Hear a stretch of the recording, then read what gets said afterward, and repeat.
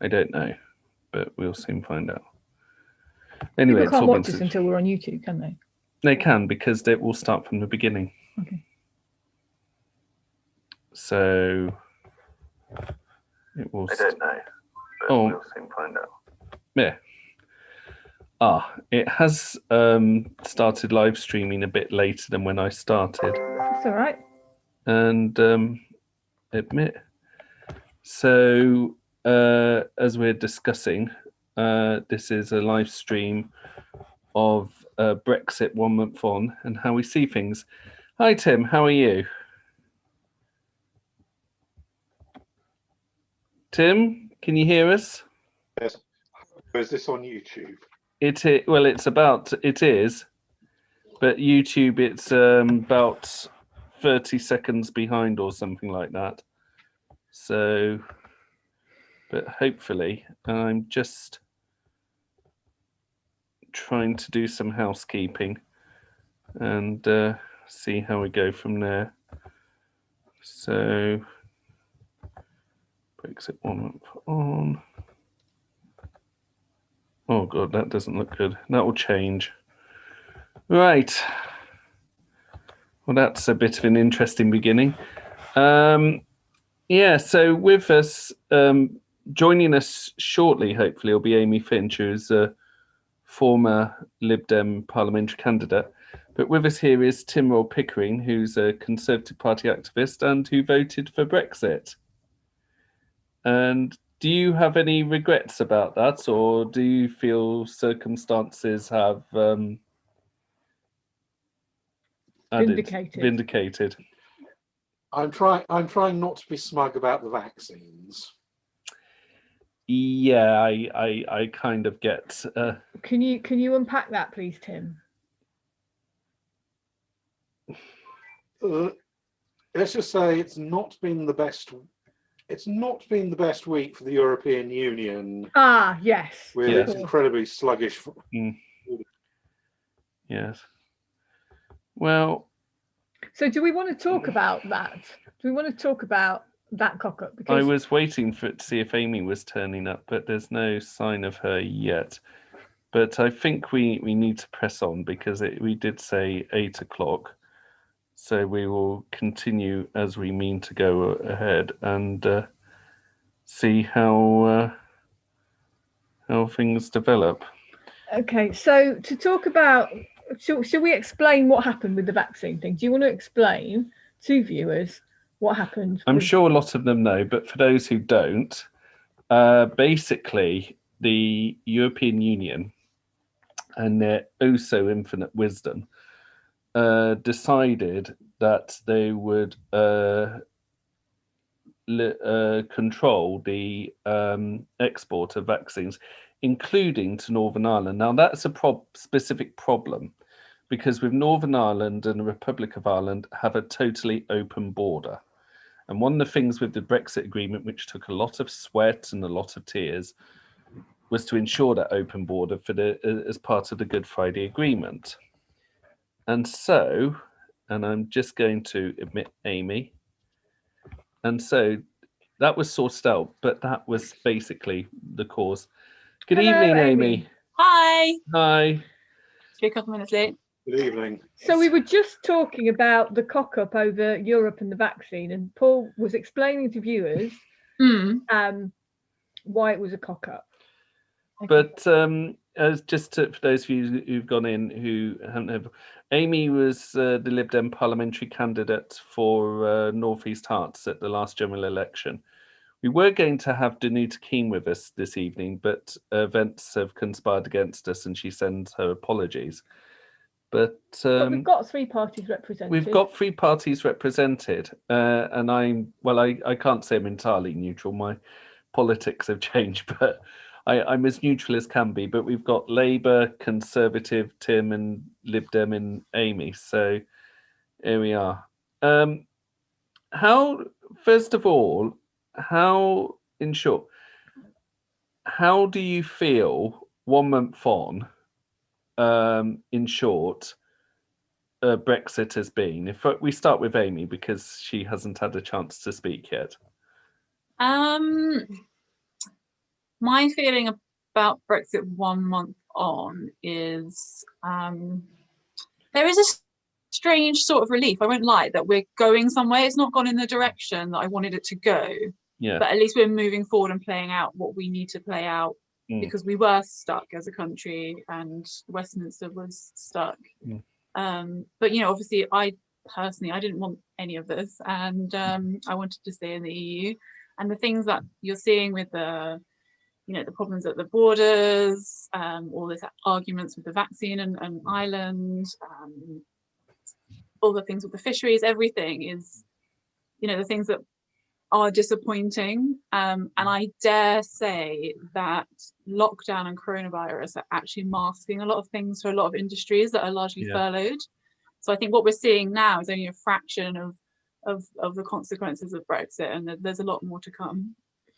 You're right. I'd already mentioned the thing about like COVID masking the economic fallout from Brexit, and also like we're already in a state of austerity. So it's not like if the economy was booming and all of a sudden it wasn't, then I think that the consequences of Brexit would be much clearer. But I actually think the thing that I'm actually most concerned about is the breakup of the union, and the long-term consequences of Brexit is going to be that there is a united Ireland and we lose Scotland. And actually, if I was Northern Irish or Scottish, and you are half Northern Irish, and I say this as a unionist, right? Like, I'm not sure how enthusiastic I'd be about the union if I was a Remain voting Scot or Northern Irish person. Tim, how do you feel about Brexit 1 month on, in short? Well, the problem is that it's very difficult to see any sign of it on the ground because everything's locked down. Most of the supermarkets have had no real change, and the only one that's blaming anything on Brexit is notorious for being shitly run, so would have found any excuse anyway.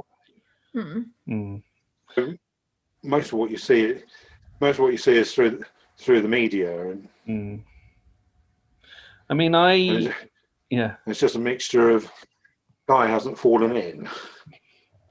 I mean, on a personal, Sorry, the connection's unstable. Yeah, you are. It is managing to come through though, Tim. I was on a point of saying something a minute or so ago, but it seems to be working. I found a week, in my experience, about a week after Brexit started, and I was doing my weekly shop in Morrison's, or twice weekly shop, and I noticed some of the shelves were bare, and I found myself thinking, now, is that Brexit or is that COVID? Which ones were empty? I was trying to admit they were around the bread area, and I was trying to remember specifics. It does depend what time of day, and Yeah, it was in the evening. I mean, I tend to, but it was early evening. It wasn't like late last thing at night. I wonder whether things are worse in Northern Ireland, because my cousin Stephen keeps mentioning that the shops are kind of half empty. That's more Brexit, I think. Yeah. From what I've seen. But I mean, another point there. How does everyone feel about the union? Do you still feel the union? Do you feel, or have you felt, or do you still feel the union is under threat? I think the union's been under threat for at least 2 decades, and long term, it's not going to be because of one decision taken. It's going to be because the 4 parts of the UK have thought of themselves more and more as countries, seeing themselves more and more as separate. Yeah. That is the change in attitude. It's not. Yes, it's a big political decision, but countries do not fall apart over one single decision. Yeah. Yes, but sorry, I have to put the but in. Okay, yeah, I know that. I think that I do feel that the way in which Brexit has been handled has been kind of, I mean, I do know that overall, like, Brexit won, But when you have, you know, Scotland overwhelmingly voting Remain and Northern Ireland voting Remain, I think that that was always going to put the union under a lot of stress. And I feel that a lot of the rhetoric that came out about that kind of didn't, was insensitive to that. And I think that, you know, it gives credibility to the separatist cause. It gives credibility that, well, you know, we're leaving Brexit, we're leaving the European Union against our will if we made independence. I get that, you know, so I mean, in Scotland's case, I mean, in Northern Ireland's case, it's incredibly complex because of the Troubles, because of, you know, partition. You know, it's a hundreds and hundreds of years old problem. And, you know, we had to have the Good Friday Agreement, and we had 30 years of Troubles, and, you know, there are demographic changes in Northern Ireland. But again, like, the reasonable centrists, you know, the people who aren't particularly sectarian in Northern Ireland, who may be, you know, quite passively happy to stay in the UK, you know, and the Remain voting unionists, if I was a Remain voting unionist living in Northern Ireland, I would need persuading to stay in the UK. And in the case of Scotland, who've already had a referendum, you then have an absolutely credible, powerful case to say, look, an imperialist UK has taken Scotland out of the EU against our will. We should run our own affairs. I absolutely agree that it's gone back decades, and quite frankly, I put a lot of the blame on the Tories in that respect. But you know, Scottish nationalism is driven by hatred of the Tories. Oh, I was about to start off about Tony Blair. Well, you know, let's be frank. How much of Scottish nationalism is fueled by hatred of the Tories? And the less likely it is that there is going to be a Labour government in the near future, the more like, you know, the stronger the SNP case to leave the union. The two things are symbiotic. And, you know, if we were in a position where it looked like Labour had a strong chance of winning the next election, you may well see Scottish nationalism subside. But that's where we are. It's fueled. It's fueled by, we're run by the Tories against our will. What do you think, Amy? I do think the union's under threat. I think, you know, I kind of agree with Tim that it's not 100% Brexit. There's other factors. But I think in a kind of way that the COVID pandemic has exposed inequalities in our society, Brexit also exposed how separated we already are as the UK. You know, I lived in London, and the day after the referendum, you could just walk around the city and you could feel how depressed everyone was. But up in the north of England, people were jubilant. They were really happy they had won. And so it just exposed how we were already kind of divided as a union, and allowed that conversation to take place more. And you know, that's probably come out of decades of politics and policy decisions. Separated us and neglected areas of the country, and invested too much in other areas of the country. It isn't like, you know, part of, I mean, yeah, so the Brexit argument, the Brexit debate was fueled by the inequalities in the country, and the fact that, like, the Red Wall, the Northern Industrial Heartlands, really had not much, couldn't see any benefit from being in Europe, and didn't think they had much to lose. But that also we'd become kind of insular in our own kind of subcultures, such that, like, English people just didn't give a toss about Northern Ireland. I wish I could disagree. So I mean, it wasn't really discussed during the referendum at all, was Northern Ireland. I mean, I know that Tony Blair and John Major went over there, but, like, it wasn't I'm afraid it was slightly worse than that. What? Tim? I do remember some discussion in the referendum. The problem is, if you're trying to make a case against Brexit based around Northern Ireland, having the one political figure less popular than George Osborne making it in the form of Gerry Adams probably doesn't help your cause in Britain. That is true, but Yeah, equally, John Major and as Rachel said, John Major and Tony Blair did go over there and make joint statements. I remember that. I was disconcerted at the time that I think Theresa Villiers was the Secretary of State for Northern Ireland at the time, sort of poo-pooed the concerns, because Northern Ireland is to keep the peace process together, to keep everything united is very tricky. It's very fragile. Well, you need both sides. You need the nationalists to have a sort of illusion that Northern Ireland is part of the Republic, which is helped by nationalists in key positions in the Northern Ireland executive and a totally open border.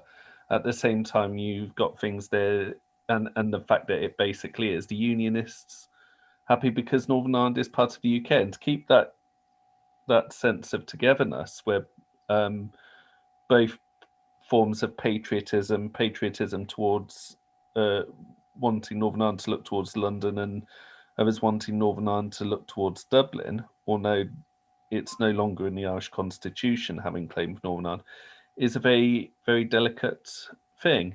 But it's not just, and I say this as someone who voted Remain and doesn't regret that. There is a sense that we're not the only ones who don't get Northern Ireland, as we saw with the EU a few days ago. They don't get Northern Ireland either. Like nobody gets Northern Ireland, and actually the whole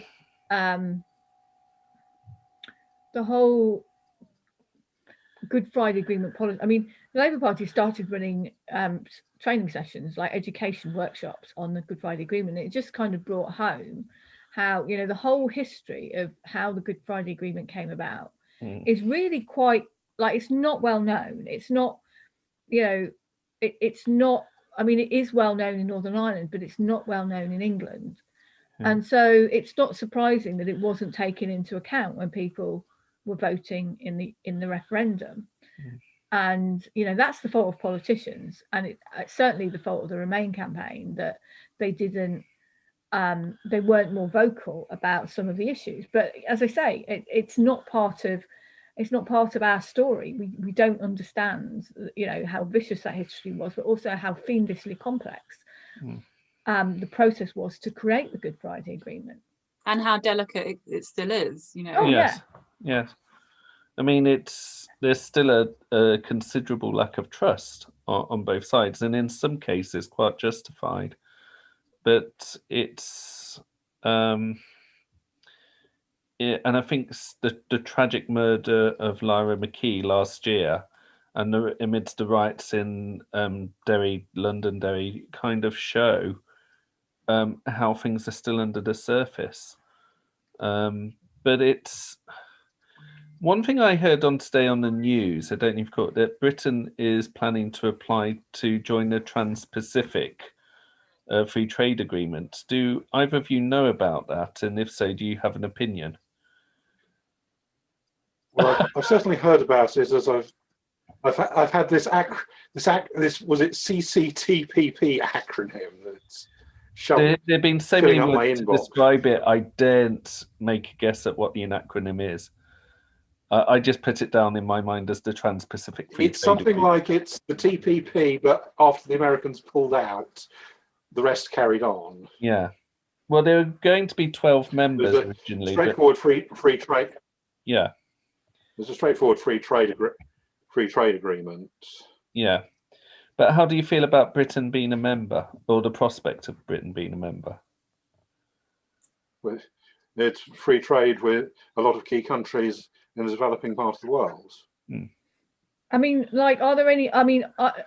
Would we be the only? We would be a bit like. You're thinking geography, aren't you? I'm thinking geography here, or is it like? Is the UK joining the Transatlantic Trade Partnership a bit like, say, if Indonesia wanted to join the EU? it's a bit of a disconnect, yeah. There are parts of the EU all over the world, but well, if you count the overseas territories, well, I was actually thinking of France. It's in more time zones than any other country. Oh, yeah, of course, and those are not overseas territories; those are integral parts of the French state. And members of these overseas territories, they means that you could be in a French-owned island in the South Pacific. I don't know if they still have islands in the South Pacific, but let's, for argument's sake, say do. Can vote in the French presidential elections and in the National Assembly elections in France. And in the EU Parliament election. It's incredible, isn't it? So, how do you feel, Amy, about this? Well, we have to be practical about where we're at. Any friendly economic agreement is going to be beneficial to us, but it is really hard to, I'm thinking about geographically as well. It's still more expensive for businesses to ship their goods to that country, even if you have lower tariffs, all those things. Geographically wise, it's still going to cost you more to get your goods there. So it's still not as good for businesses as it would have been trading with your neighbors who are, an hour or two away. It's sad, but we could only see it as a positive thing based on where we're at now. It's not great though, is it, for our just-in-time industries? It doesn't work well for them. Because it's just too far away. And I also think we're the only country that's applied to join, or applying to join. Apparently, officially, it's tomorrow applying to join, from what I read, that isn't in a country that borders the Pacific. Well, that's it. It's like a little bit. Yeah. I mean, just trying to think which ones: Canada, Mexico, any of the South American countries. It does. Singapore, which isn't, well, sort of. Japan, sorry, you were saying, I'm thinking. Why would we want to be part of a free trade deal with them and not want to be part of a free trade deal with the EU? Because EU is not a free trade deal anymore. It's a political project. That was what turned so many against it. I gave up trying to then, so why didn't we not join the European Free Trade Association? Here we go. Here are the countries: Singapore, Brunei, New Zealand, Chile, Australia, Peru, Vietnam, Malaysia, Mexico, Canada, and Japan. And the US withdrew almost as soon as it started, thanks to Donald Trump. But all of those countries border the Pacific, or if they technically don't, they are extremely close. I don't wish to be funny or anything, but if we like being part of free trade agreements, then why didn't, when we leave the EU, join EFTA? Tim? I think most people saw EFTA as a busted flush. I mean, with hindsight, probably EFTA would have been the smoother transition out, and we probably wouldn't have had 2 years of absolute political deadlock. Well, yeah, I mean, that for me, I was one of these. Okay, so I voted Remain. It was very close. We should have gone for a soft Brexit, and joining something. I mean, but it just seems absurd that we decided not to join EFTA, but now we're going to join another free trade association somewhere completely different. EFTA, if I remember, we were actually once a member of. We were actually one of the founders of EFTA. It was set up in the late 50s, and we left that to join the EU. And EFTA has Switzerland, Norway. The Norwegians were not particularly keen for us to come back in. Really? Who did? Sorry, I missed that. Who did you say? Norwegians. Oh, I can understand that. Yeah, Switzerland, Norway, Liechtenstein, and Iceland at the moment. But we founded it with Switzerland, Norway, Sweden, Austria, Denmark, and Portugal. The others all joined, like us, joining the EU. But I can understand the Norwegians not wanting it. I mean, even post-Brexit, we're still, perhaps have far more clout on than they do economically. So, well, I mean, we do. I mean, let's not, mate. But yeah, I can understand why the Norwegians would. But it's what would, if not the Trans-Pacific, what alternatives does Britain have if it needs it? Well, do you think it needs to join a free trade group? One, and two, if so, what ideal, if not the Trans-Pacific, and if not the EU? It's a very good question. I hadn't really considered this. I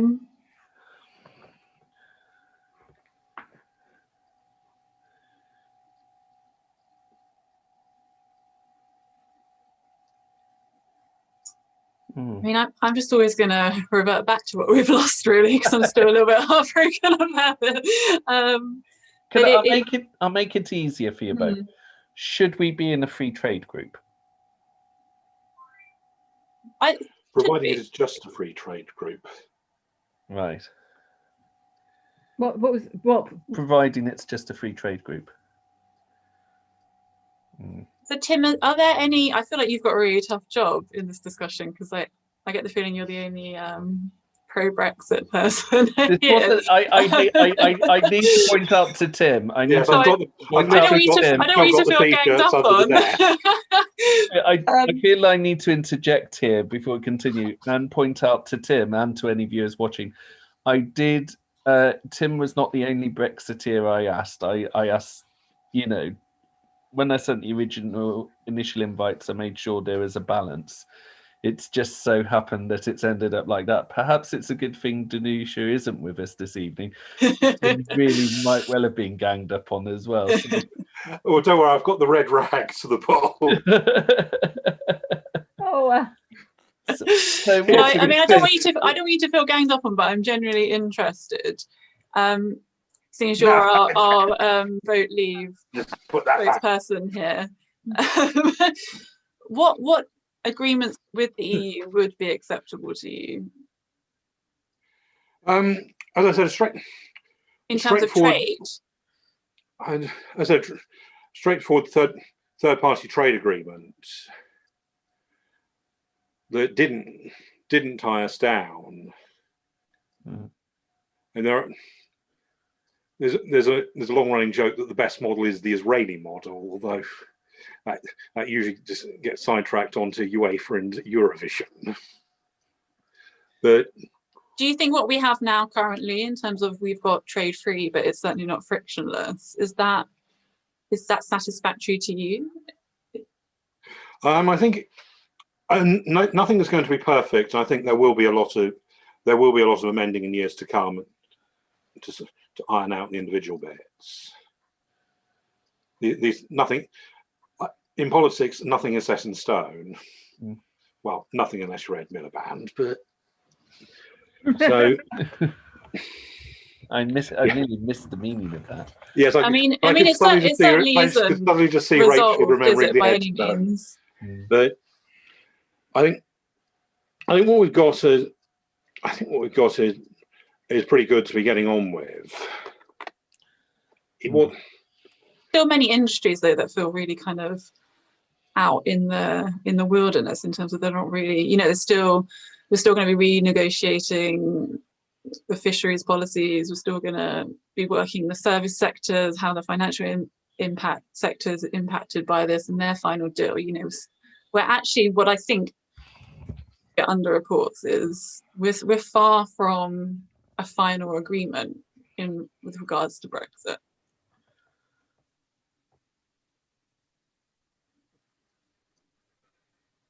Tim? These things do take time. So these things do take time. They were not. Nobody was saying that we were going to just take something off the shelf on the 24th of June and that would be that.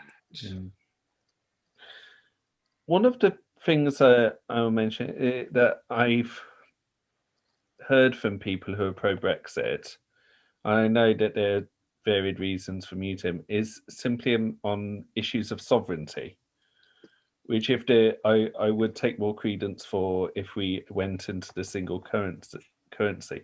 But I was wondering how both of you felt about the issue of sovereignty and Brexit, and whether it was a misnomer or whether it's an issue that was a problem and has been resolved, or whatever.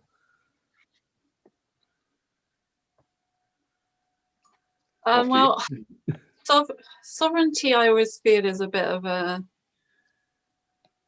kind of smoke and mirrors, because actually what does it mean? I mean, each nation is sovereign within the EU.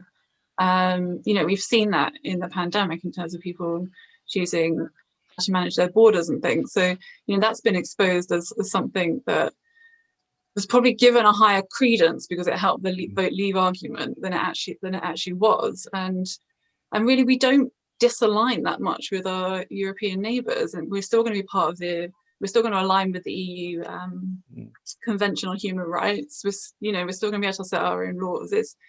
I don't really see what we've gained actually in terms of sovereignty. Tim? Well, sovereignty is ultimately the power to take the decisions over you, and it's been pretty much the running theme to Euroscepticism through all incarnations back to the 70s. A lot of the other issues have come and gone. Immigration was not a Eurosceptic issue in the 70s. In fact, if anything, immigration was pro-Eurosceptic. Sovereignty has remained the underlying thing. I think the fundamental problem is a lot of this country does not feel any real affinity to a demos called the Europeans, and the European democracy doesn't work. So instead you have an infrastructure of decisions taken by people we don't know, appointed by people we don't know, and that is the real sense of a lack of control. Was that partly because we didn't know who our MEP was? Like, would it have? I mean, when we went from, like, well, I have an MEP living in this suburb of London. I don't think the fact I know who Gerard Batten is somehow made things. To be honest, it's not really that we don't know who our MEPs are. It's we don't know who the rest of the European Parliament are.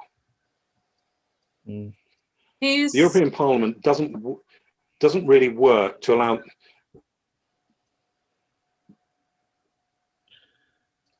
Sorry, is that the connection cut out, or was everyone gone silent? Okay, we can hear you, Tim. Right. Yeah. So the problem with the European Parliament is you don't have European parties. Next to nobody even knows the difference between a Euro party and the European Parliament group. Nobody really understands who they are. You're talking about the umbrella groups. Yeah, for each party. Yeah. So the elections have never really served as a way for European citizens to influence and set the direction of Europe that way. It becomes. Sorry, Tim. It becomes all about. So it becomes dominated by negotiations off in Brussels. Who was that minister who described a Euro Council meeting as a bunch of ministers turning hot, tired, drunk, and if it's the one I'm thinking of, he was probably shagged out as well, to turn up, sit in secret, nod stuff through, and then go and spend the next 2 years in their own countries blaming their predecessors. On one level, you could argue that, and I'm going to interject a bit more here and say, when you look at, for example, even the Brexit Party MEPs or the UKIP one, they had a reputation in European Parliament of using the expenses and doing very little. The very things that they accused other MEPs of doing. Yeah, and it was this And it was this precise point that led UKIP's leader to abandon the party. His position was they wouldn't take their seats. If they had to take the oath, they would turn up, take it, and donate the salary to the NHS. But Sked lost that battle some 25 years ago. On the other hand, though, I don't think anybody who voted UKIP or Brexit Party was particularly interested in having someone working in Brussels and Strasbourg to constructively amend European legislation. They were they wanted out. It's like certain MPs in Britain that their mandate is to turn up, heckle, and be a nuisance. That's what they stand on. That's what the electors do. The fact they don't sit on committees or actually achieve much in legislation doesn't mean they're letting the voters down. In fact, they're giving the voters precisely what the voters want. I do you think voters want that? They just want to pay someone all that money to go and be a bit rebellious? Or would you think they'd rather than be doing constructive work that actually has positive benefits for their constituents? I think I think a lot of UKIP and Brexit voters would rather we weren't electing them in the first place. So, I mean, that is. But I mean, I don't.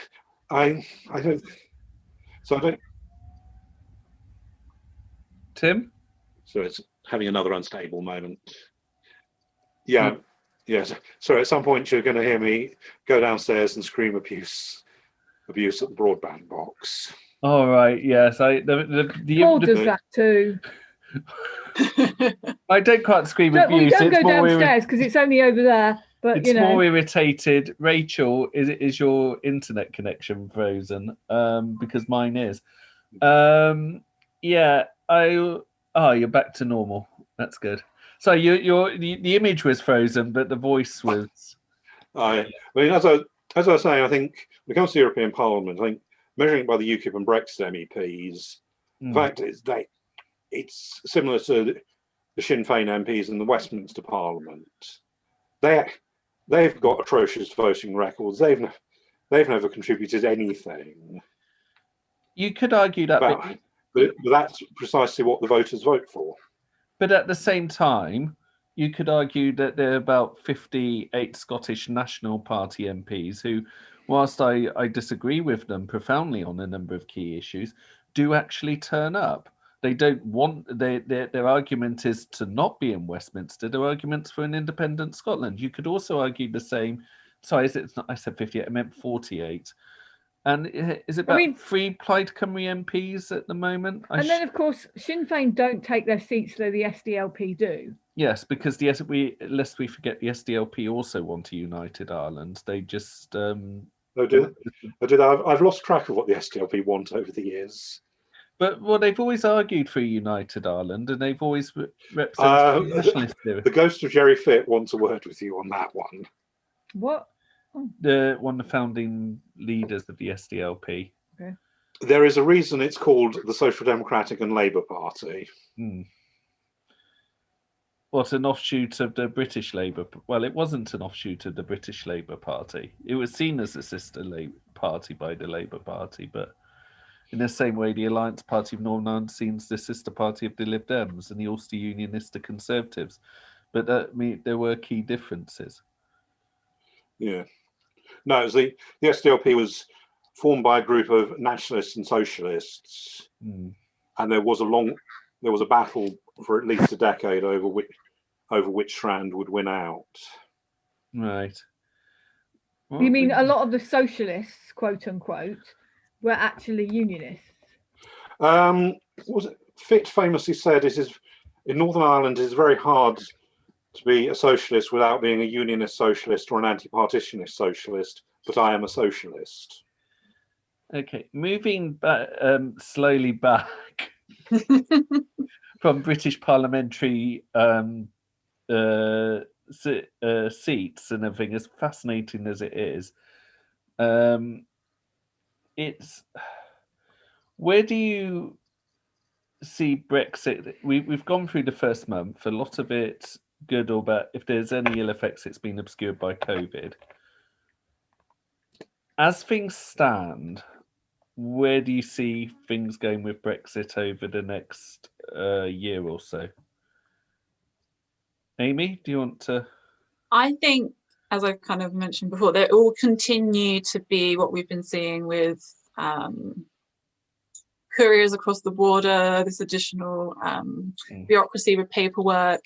We'll start to see that spreading. You know, there was a large focus on the fishing industry, and I think that's going to start playing out across other industries because, as I said, the agreements are actually far from finalised, and all the finer details and the knock-on impacts of that have yet to be seen out. So I think we're going to see this continuation of different industries running into different problems, and we're going to have to see how the government reacts to that, because they will have to react to that. They can't have, you know, brought us out of the EU and then just kind of leave industries on their own to deal with it. Tim? I think there will be a lot of, there'll have to be a lot of state support at first as we reorientate. I think again though, COVID has rather meant a lot of that's happening anyway. So, okay, Rachel, do you have a view of how Brexit will be over the next year? Well, it's going to be in the context of us coming out of COVID, and we're going to hit like this massive boulder of economic catastrophe. When all the people who are on furlough, sorry, Paul, and like jobs just don't.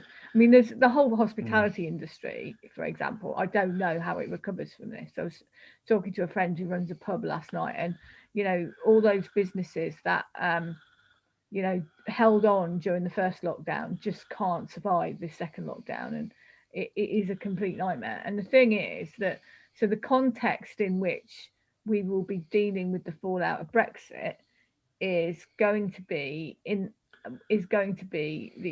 a massive recession as a result of coming out of lockdown. That's going to be the first, and so therefore the sort of, there is going to be a focus on doing those things which can put our economy back together.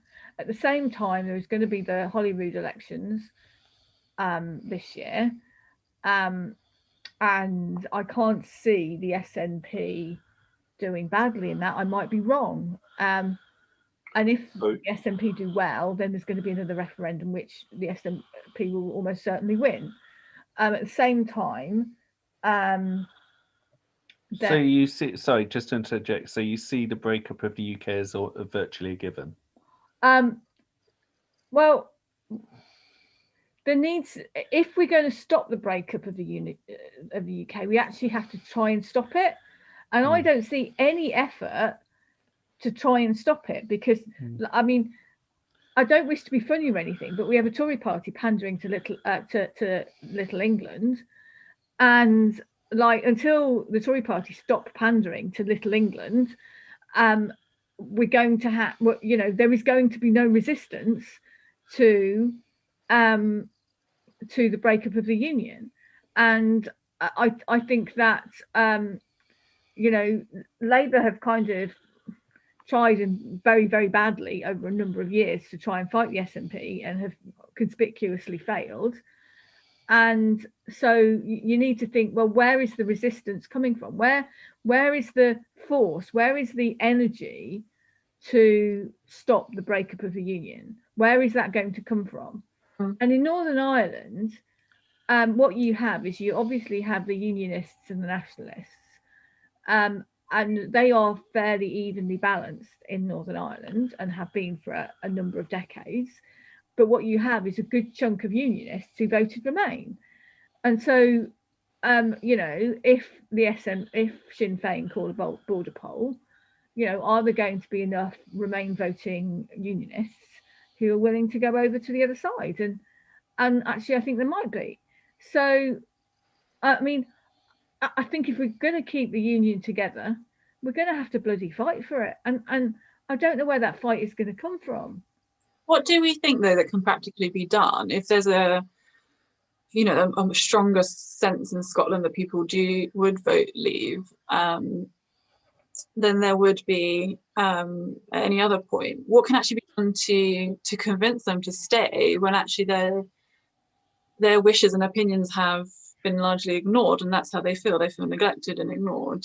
So and to win them back on side, actually, what is the argument? I mean, in a sense, I feel with Scotland that it's too late, and that when we ran in 2014, when there was the last referendum, it was a very bad campaign that the Remain campaign ran, because it was quite negative. It was kind of all no. It was all very, very negative and very kind of, oh no, we can't do it. And I think that the message needs to be that I, as a English person living in Hertfordshire, actually it really matters to me how things go in Scotland, and actually I need the people of Scotland, because as an English person, I believe that the UK is more than the sum of its parts, and there needs to be instead of a kind of no message, which was a dreadful message last time. What it needs to be is a positive message that we can do more than we can do alone. That more, rather than if we leave Scotland, and also because I think the right and the nationalists generally are good at emotive arguments, and the left tend to, and Remain were very bad at this in the referendum. They talk facts and figures and economics. And what needs to happen instead is there needs to be some sort of narrative, powerful narrative of, we are the United Kingdom and we need each other, and people who live in Hertfordshire or Bristol or Leeds, need people from Glasgow to be on the same team. Do you know what I mean? I don't know how you do that, but I do feel that it's under threat and it needs to be fought for, and it's not being fought for. And I understand what you're saying, because I do think that was the failure of the Remain campaign, was to put it into real kind of emotive and local terms, the benefits, rather than, like you're saying, well, this won't be good for this industry, or the GDP from this, making it very statistical and all those things. They failed to connect with people about how the EU benefited their communities. And I do think they need that more of an emotional connection. I'm not sure. I think SNP will do very well at that in terms of trying to be independent, but I don't know if there's anyone south of the border that actually can then put that counter argument forward like that. Which is actually almost some of what you've said is the reverse from my understanding, and Tim will correct me if I'm wrong, because he's studied this period. When we had the previous European referendum to Brexit, which was the EC referendum in the summer of 1975. And from what I've seen of the campaign then, it was the pro-EU people or the pro-EEC people, as they then were, arguing the merits of being in Europe, whilst the anti-Europeans were seen as bringing forward a negative message. This time it seemed to be like, in Brexit, it seemed to be like the other way round. One of the key factors is just how broad the coalition of the campaign is. I mean, if you're looking at that 75 campaign, look at some of the groups on it. You've got the hard left of the Labour Party. You've got Enoch Powell. You've got the Scottish National Party. And yes, the Scottish National Party did once support an independent Scotland. Yes. You've got the Welsh Nationalists. What can you get all of them to agree on about the EEC, other than it's bad? That's right. And I mean, there was a poll at the time where people views on it were partly on who were on the committees of both, whereas on the politicians that a lot of the public didn't like were voting against, such as Enoch Powell, Ian Paisley, Tony Benn, etc., Whereas on the plus, I mean, Roy Jenkins, I think, to a certain extent, was popular with the public. Jeremy Thorpe before the scandals that engulfed him, and Margaret Thatcher was involved. You know, they had former prime ministers like Edward Heath and Hal Macmillan who were speaking for it. So yes, it was a different time. The personalities may well have played their part. I think about this a lot. Do you comparing that campaign to the 2016 campaign, what do we think the public debate was like? Because I think this 2016 one was more charged. There were more falsehoods. There was less kind of honour in the debate than there was then. It was a different culture and a different time on face value. I mean, do you remember, Rachel, they during the 2016 campaign, BBC4, was it BBC Parliament, did a series of programmes in the evening called 75 Not Out, where they were looking at the 75 referendum. And we actually saw a repeat of the Panorama programme of a debate a few days before, where you had the Home quite incredible even now, where you had the then Home Secretary, Roy Jenkins, arguing for the EC against the then Industry Secretary arguing against, who was Tony Benn. So you had two sitting cabinet members pitted against each other. And you were quite drawn to that debate, if I remember. I think that it was I mean, I can't remember the details. Paul has a greater photographic memory than me. But I think that it seemed to be more on principle and on the issues. I think that, I mean, obviously there was the 350 million pounds on the side of a bus, which didn't seem to last very long after the referendum. And then there was also, I mean, so much of it was about immigration. And one of the things that I often say is that people left the European Union because they thought it would stop immigration from Africa. Like, people were anti-immigration generally, right? They didn't really care where the immigration was coming from. There was just, they felt there was too much of it, and they thought that if they left the EU, there would be less of it. But I'm not. You clearly did not canvass the doors I did. Sorry. You clearly did not canvass the doors I did. We got a very different message on immigration. What message did you get? We found that freedom of movement for EU citizens was incredibly unpopular with a lot of Black and Asian voters. We had a lot of Asian activists. And so what was their, why were they so anti freedom of movement? Some of them don't actually have British citizenship because their Commonwealth country doesn't allow dual nationality. Right. And if you are a Commonwealth citizen with leave to remain but not a British citizen, then you don't get EU citizenship. Which, and so you don't get the benefit. But so more generally, there's a massive sense of unfairness. It's the unskilled worker from Poland is allowed in, but the doctor from India isn't. Right. Okay. Why does my son and his fiance have to have two weddings, one here and one in Kingston, because it's easier to take the happy couple to the family than to get the family into the country. Yeah. I often laugh when people think of the wider world. There's a travel agent near the end of my road. It's got the top 10 destinations up there. You can probably guess what is the most popular one here. What is the most popular one? Jeddah. That's the most popular place for that travel agent here in Newham. Of flights to Jeddah. And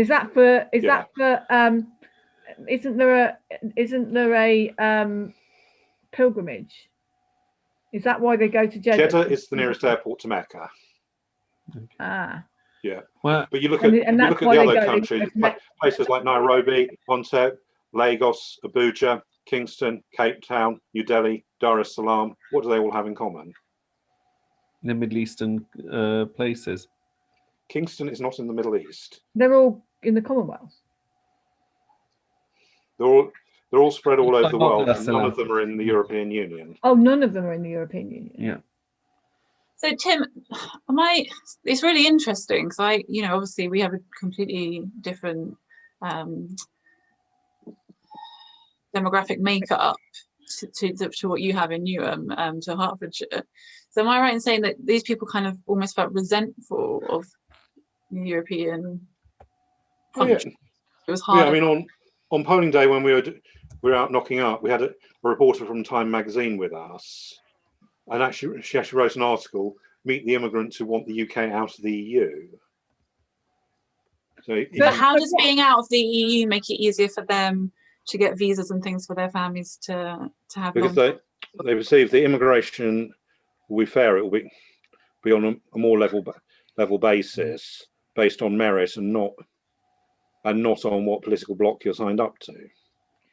But I mean, when I said that, obviously immigration, there was a general opposition to immigration, and people thought there was too much immigration and therefore they wanted to reduce it.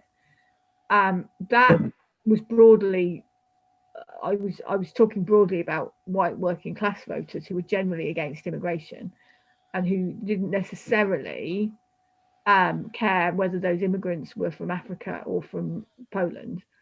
There was just too much of it.